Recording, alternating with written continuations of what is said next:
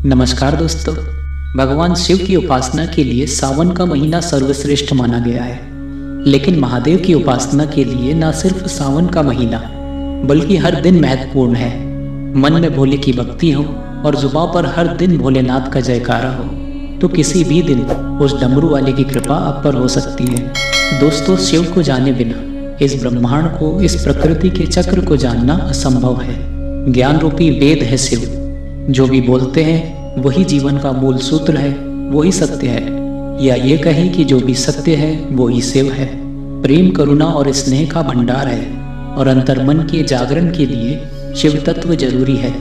और ये अंतर्मन एक बार शिव कृपा से चैतन्य हो जाए तो सब कुछ बदल जाता है। शिव साधना है, ध्यान है, योगी है और इससे भी परे है। शरीर, मन, बुद्धि से परे आत्मा की यात्रा है शिव।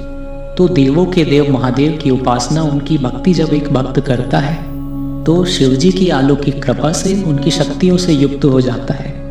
और शिव पूजा के लिए यह जरूरी नहीं कि आप ज़्यादा समय या ज़्यादा सामग्री उनकी पूजा में लगाएं। शिव महापुराण के अनुसार यदि आप पूरे लगन से, पूरे प्रेम से शिवजी का पूजन करते हैं, उन्हें एक लोटा जल नित्य अर्पित करते हैं, तो अद्भुत कृपा आप पर भगवान शिव की होती है। भगवान शिव मात्र एक लोटा जल से, बेलपत्र से और थोड़े से ही नाम जप से प्रसन्न होने वाले देवता है। तो आज हम इस वीडियो में बात करेंगे कि भगवान शिव को मात्र एक लोटा जल चढ़ाने से, नित्य शिव पूजन करने से कौन कौन से शक्तियाँ भक्त के जीवन के साथ चलती है और भक्त के जीवन में कौन कौन से बदलाव आते हैं। और खास करके अगर सावन के महीने में नित्य कोई एक लोटा जल भगवान शिव को उनके शिवालय में जाकर अर्पित करता है तो क्या चमत्कार व्यक्ति के जीवन में होते हैं। तो आइए इसी विषय में आज चर्चा करते हैं। तो सबसे पहले तो जो कृपा है वो भगवान शिव की ही प्राप्त होती है। और एक भगवान शिव के जीवन में किसी भी प्रकार का शोक, भय और अभाव नहीं होता है। मनुष्य को जीवन के प्रत्येक क्षेत्र में सफलता प्राप्त होती है। बाबा भोलेनाथ की कृपा से रोग से मुक्ति होती है और भगवान शिव कुबेर के अधिपति हैं, तो व्यक्ति के जीवन में आर्थिक संपन्नता भी रहती है। आध्यात्मिक उन्नति व्यक्ति की होती है तो वह अन्य शक्तियाँ जो भगवान शिव की कृपा से व्यक्ति के साथ चलती है, उनमें जो पहला नंबर आता है वह है भगवान शिव जी के गण, जो एक शिव भक्त की हमेशा रक्षा करते हैं। हिंदू धर्म में शिव ही ऐसे देव हैं जो सबके आराध्य हैं, अर्थात इंसान, जानवर, भूत, पिशाच, राक्षस और देवता सभी उनकी पूजा करते हैं और ये सभी शिव के गण हैं।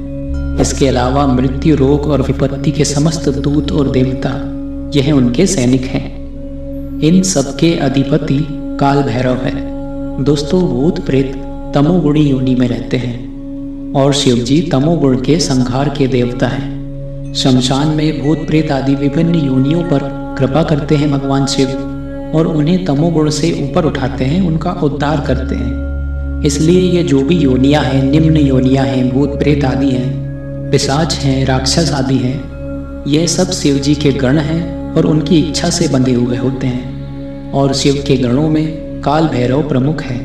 इसके बाद नंदी और फिर वीरभद्र का स्थान है। तो एक शिव भक्त के जीवन में बाबा भैरव की विशेष कृपा रहती है और भगवान भैरव शिव का ही एक पूर्ण रूप है, उनका ही एक अवतार है। इनकी संख्या 64 मानी जाती है और इनको 8 भागों में विभक्त किया गया है। और जिस व्यक्ति पर भगवान भैरव की कृपा हो, बड़ी से बड़ी नकारात्मक शक्तियों से भी उसकी रक्षा होती है। अगर घर में नकारात्मक शक्तियाँ हैं, जादू टोना किसी ने किया है, कोई तंत्र का प्रभाव है, तो ये सारे प्रभाव, दुष्प्रभाव समाप्त हो जाते हैं। भूत प्रेत आदि का भय नहीं रहता और व्यक्ति के चारों तरफ एक सुरक्षा घेरा स्वयं बन जाता है। भैरव बाबा की शक्ति के साथ ही भगवान शिव के जितने भी गण हैं, उन सभी की शक्तियाँ व्यक्ति के साथ चलती है। दोस्तों, जो भी शिव जी पर नित्य जल अर्पित करता है, नित्य शिव पूजन करता है, तो उसकी सुरक्षा की जो जिम्मेदारी होती है वह भैरव जी की होती है। और काल भैरव से तो स्वयं काल भी भयभीत होता है। भगवान काल भैरव के साथ त्रिशूल, तलवार और डंडा होने के कारण ही इन्हें दंडपाणी भी कहा गया है। जितने भी क्रूर ग्रह हैं, शनि, राहु, केतु, ये सब शांत हो जाते हैं। जन्मों जन्मों के पापों का नाश हो जाता है और माना जाता है कि काल भैरव में ब्रह्मा, विष्णु और महेश की समस्त शक्तियाँ समाहित होती है और जितनी भी निम्न योनियाँ हैं, भूत, पिशाच आदि, ये सब ऐसे व्यक्ति का अहित नहीं करती या नहीं कर सकती, उससे हमेशा दूर ही रहती है जो नित्य शिव पूजन करता है। दोस्तों, इस प्रकार भगवान शिव के भक्त के साथ भगवान शिव के जितने भी गण हैं वह हमेशा उसके साथ रहते हैं। और दोस्तों, अब एक दूसरी शक्ति जो हमेशा शिव भक्त के साथ होती है, जो हमेशा उस पर अपनी कृपा बनाए रखती है, वह और कोई नहीं है, भगवान श्री राम है। स्वयं भगवान श्री राम ने कहा है, शिव द्रोही मम दास कहावा, सो नर मोही सस्नेहु नहीं पावा। अर्थात जो शिव का द्रोह करता है और जो मुझे प्राप्त करना चाहता है, वो सपने में भी मुझे प्राप्त नहीं कर सकता। इसलिए दोस्तों, शिव आराधना के साथ साथ श्री रामचरितमानस का भी पाठ महत्वपूर्ण माना गया है। इसी प्रकार सावन के महीने में श्री राम की पूजा भगवान शिव को बहुत प्रसन्न करती है और श्री राम की पूजा करने से भगवान भोलेनाथ भक्त को मनचाहा वरदान प्रदान करते हैं। भगवान शिव के इष्ट श्री राम है और श्री राम के इष्ट भगवान शिव हैं। सभी ज्योतिर्लिंगों में जो एक ज्योतिर्लिंग रामेश्वरम में है, उसकी स्थापना स्वयं भगवान श्री राम ने अपने हाथों से की है।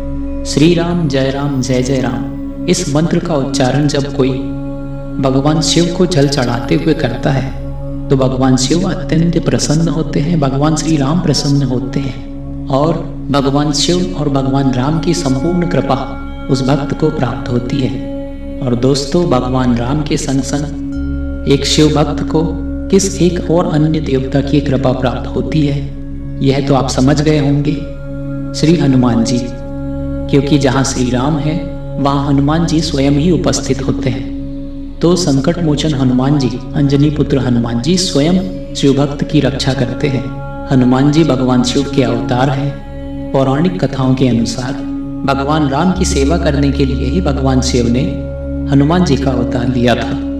हनुमान जी के पास ऐसी चमत्कारिक शक्तियाँ हैं जिनके वर्णन के लिए हमारे पास, हम इंसानों के पास शब्द ही नहीं है। छोटे से छोटा स्वरूप और विशाल से विशाल पर्वत की तरह स्वरूप भी श्री हनुमान जी धारण कर लेते हैं। सभी देवों का वरदान श्री हनुमान जी को प्राप्त है। सूर्य देवता ने उन्हें 9 प्रकार की विद्या का ज्ञान दिया।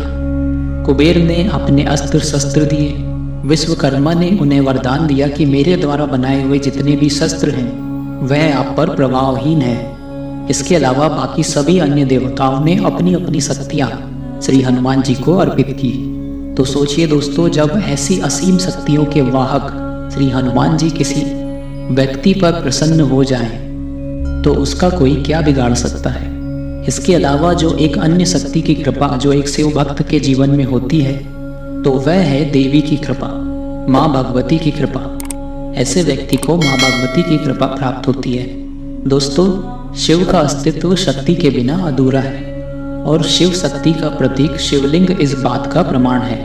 भगवान शिव और माँ पार्वती का प्रतीक है शिवलिंग। जब भगवान शिव भिक्षु रूप में और माँ पार्वती देवीय रूप को त्याग कर एक घरेलू स्त्री के रूप में प्रवेश करते हैं, तब भगवान शिव शंकर और देवी शक्ति ललिता बन जाते हैं। शिव जी का अर्धनारीश्वर रूप इस बात का स्पष्टीकरण है कि जहाँ शिव है वहीं पर शक्ति है, या वहाँ शक्ति अवश्य है।